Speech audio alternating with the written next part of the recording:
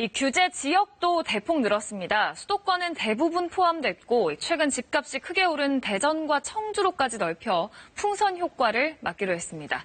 서울 재건축 단지를 겨냥한 대책도 나왔는데 효과를 얼마나 볼 수 있을까요? 황정우 기자가 전망했습니다.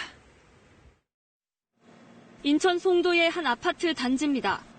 전용 면적 84제곱미터 기준으로 매매가가 2달 새 2억 원 넘게 올랐습니다.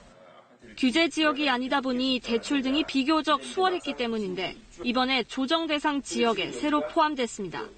송도 같은 경우는 특히 처음 겪는 일이기 때문에 당분간 조금 우왕좌왕하지 않을까 예상을 하고 있습니다.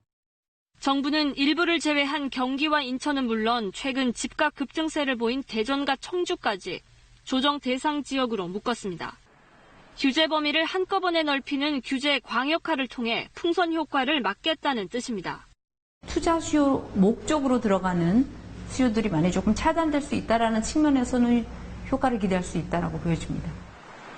서울 재건축을 겨냥한 다중규제는 작지 않은 파장이 예상됩니다. 2년을 실제 집에 들어가 살아야 조합원 자격을 인정하기로 했고 재건축 부담금도 본격적으로 걷겠다고 예고했습니다. 구체적인 부담금 액수까지 제시하며 투자 목적으로 재건축 단지를 사지 말라고 공개적으로 압박했습니다. 재건축 부담금은 강남 지역의 경우 평균 4억 4천만 원에서 5억 2천만 원 수준이 될 것으로 보입니다. 대출과 세제, 재건축까지 망라한 이번 6.17 대책으로 부동산 시장은 단기적인 조정 국면이 예상됩니다.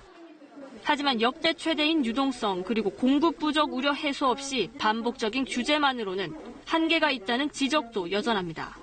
이번 정책은 수요 억제 정책에 가깝습니다. 일정한 투자처를 찾지 못하는 유동성 자금이 부동산 시장으로 몰리게 되면 역시 또 부동산 가격이 올라갈 수 있습니다. 이번 대책의 공급 확대 방안은 지난달 발표한 공공재개발 활성화 계획을 차질 없이 추진하겠다는 내용만 담겼습니다. KBS 뉴스 황정호입니다.